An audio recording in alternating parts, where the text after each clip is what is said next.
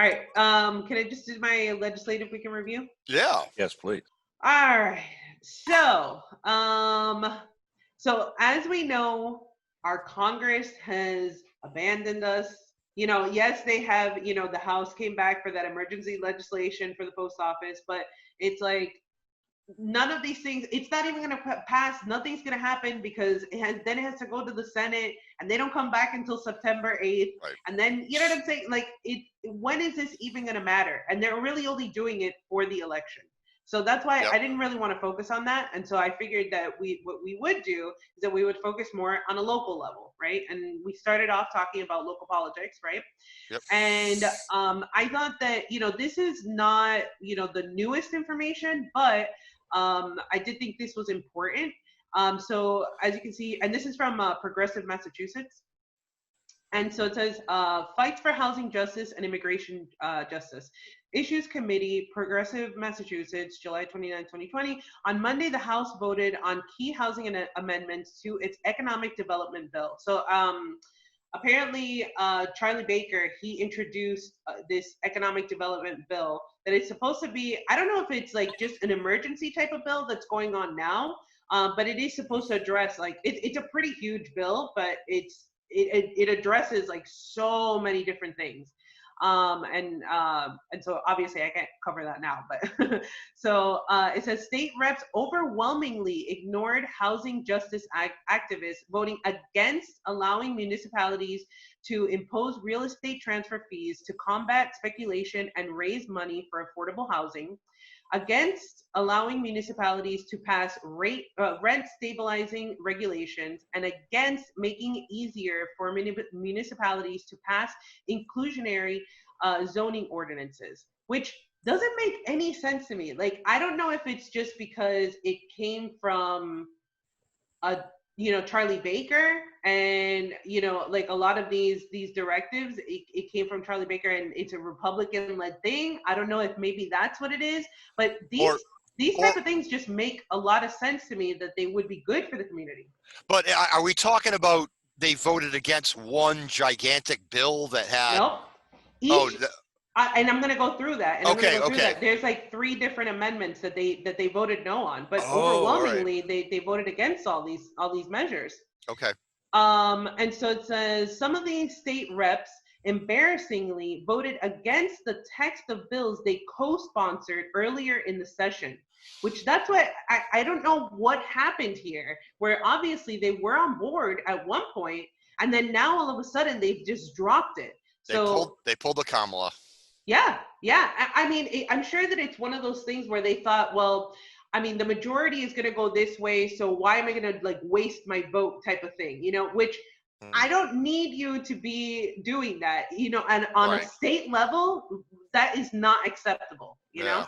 Well. And so it says here, was your representative one of those who stood up for housing justice? And that's another page that I'm going to open up after this, but I did want to touch upon this first. And so it says, the Senate will be taking up its version of an economic development bill tomorrow. So that, but again, this was July 29th. So that means that there is another opportunity to fight for housing justice and immigration justice. And so there were 4 amendments that are on here. And I recommend for anybody, watching this and that's in Massachusetts, to go on this website, because it's really accessible, for you to be able to get the information and to communicate with the people that you need to communicate with, your representatives. Mm-hmm. And so the first one was this number 57, which is compromise local option transfer fee on high cost home sales to support low and middle income housing, which enables municipalities to impose a real estate transfer fee on sales above $1 million with money going to affordable housing. That's what I'm saying. Like, doesn't that make sense? Like, how are you going to tell me that if the housing sale is above $1 million, you can't put a real estate transfer fee on that? And then those funds would actually go to, for affordable housing? How does that not make sense? Yeah, I know it. When you're talking above $1 million, like, I understand not on all the housing. Yeah, if the percentage is, a reasonable amount, how does that, how is that not just a reasonable thing to do? Right. Right. Yeah. And Well, then they would say that some neighborhoods are being discriminated against because, like, you look at like yeah. I was looking at like Savin Hill, right? Uh, I just saw a house on there, that was for sale for like 1.2 million, and it's like, it's just like a house, but that's like in that neighborhood, that's what you pay for a house, right? Yeah. Whereas like in another part of the state, obviously the same house would sell for 300,000 or whatever. Um, so I, I I'm just playing devil's advocate here. I'm Yeah. sure that the argument is that it will discriminate against certain areas because the prices are higher there because of increased demand. So it's not fair to do that. I mean, I'm not saying I don't support that, but I'm Yeah. just saying that's what they're going to argue. Yeah, for sure. And then number 96, City of Boston Inclusionary Development Policy and Linkage Fees, which incorporates Boston's inclusionary development policy, requires affordable units within new residential projects, which, especially in Boston, I feel like that's very much needed, right? Because you have a lot of these high rises that are being built that are just, they're built for people who can pay millions of dollars Yeah. for for an apartment or whatever, and then it just, everybody that lives there ends up being kicked out of their neighborhoods, or they can't afford to live in the cities that they work in, which that incurs extra costs for people who can't afford these costs to begin with, right? And linkage fees, which requires payments from large commercial developments to fund affordable housing and job training into Boston's zoning code, and allows for future rate adjustments. I do know that this is something that, I don't know if maybe specifically this amendment, but something similar to this, that Marty Walsh is actually very supportive of a lot of these initiatives. I'll just say real quick, when I was at the that Suffolk Downs protest for Moving for People's Party, and there were a lot of Bernie from Worcester people there. Was also a big group of folks who were involved in protesting gentrification, because Suffolk Downs is going to have this big 10,000 unit housing development going there without adequate affordable housing stayaways, and these poor folks are sitting there fighting to be able to continue exactly everything you're talking about, continue to live in the neighborhood they grew up in, basically, Yeah, so that was great to see them out fighting, trying to get the delegates to pay attention to them. I think all this stuff is great, but the real problem is you don't have progressive taxation, progressive income taxation, progressive wealth taxation, because if you had that, then there'd be a lot less demand for these super high-end places, and people would be able to keep more of their money who are lower on the economic ladder. So I think these are all fine and good, but like the whole problem is that you have this extremely regressive taxation system in general that causes a lot of these problems. Absolutely. Well, Yeah, and that's a not just that, huge, but huge part.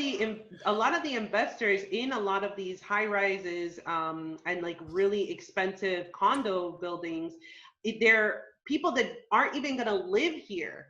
They just buy out like floors. They live in Russia or in China or in a lot of these other countries, and they buy up a lot of this real estate, and then it just builds up the price of everything. But no one's even living in these places, which Right. makes it even more of a crime. Well, they have so much cash, they don't want to buy up treasuries. So like in China and Russia, they have so much cash, they're buying up these, high-end real estate locations just to kind of as investments. And in Boston, I mean, you have the whatever that high rise in Boston. I mean, it's basically sitting empty because it's all foreign investors who have bought the units there. And meanwhile, you have a rising number of homeless people, or people that are going to be evicted from their homes. And it's like, why are you doing this? Oh yeah. And also probably just the amount of commercial real estate that's sitting open up. I got the word from my company that we don't go back until June of 2021. Wow. Yeah. Wow. Yeah. Which, I mean, that does hurt, those landlords. But Oh, yeah, I mean, yeah. when you're that massive, I mean, obviously, if you lose all of your buildings, then that's one thing. But all right. And so number 175, so tenant right to counsel pilot, which I thought this was really cool, which establishes a right to counsel pilot program to provide full legal representation to eligible individuals vulnerable to evictions. Because I feel like that's something that when you are going through an eviction, the majority of the time you don't know the right steps to take.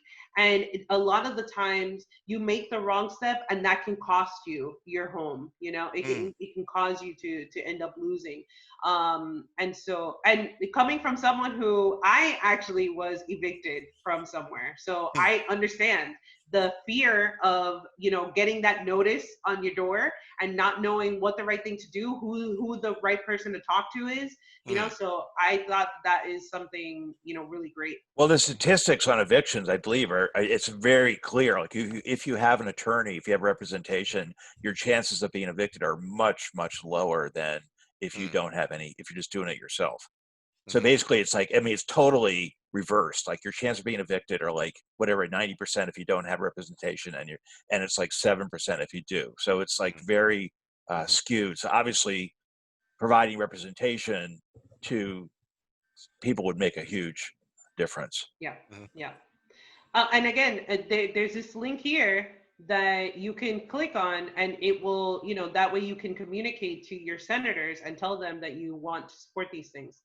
And then the last one is number 249. So supporting affordable housing with a local option for a fee to be applied to certain real estate transactions, which enables cities and towns to impose transfer fees on real estate sales with appropriate exemptions. Ergo for low and middle income homeowners. So you see, I mean, there are measures that you can put. What's the difference between that one and the one for like $1 million? It's essentially sales fees that would support low income housing, right? Yeah. So essentially, I think it's the same goal, but I think it's that one is for municipalities and the other one is for cities and towns. There we go. Okay. And I'm sure that they introduce a lot of these different measures that may sound the same, but they're just like tweaking little by little because they're hoping to get more in, obviously, if it's just like one thing that they need to change or whatever, then it becomes better. So, well, because I'm looking at the time and I know that Steve's got to go, I'm not going to go through all of this, but I will put the link in the description so that you can click on here and you can see. It's like I said, it's the 3 measures that I brought up earlier. That you can look on here and you can see your representatives how they voted on these 3 measures. Wait, can you scroll up again? Yeah. That name, no, below. Sorry, down below, right there. This one? Yeah, I like the fact that there's somebody on there whose name is Mom. Where? Oh, Mom. Who's Mom? I shouldn't. It's probably their name. Yeah. That's but anyways, funny. I thought that was interesting.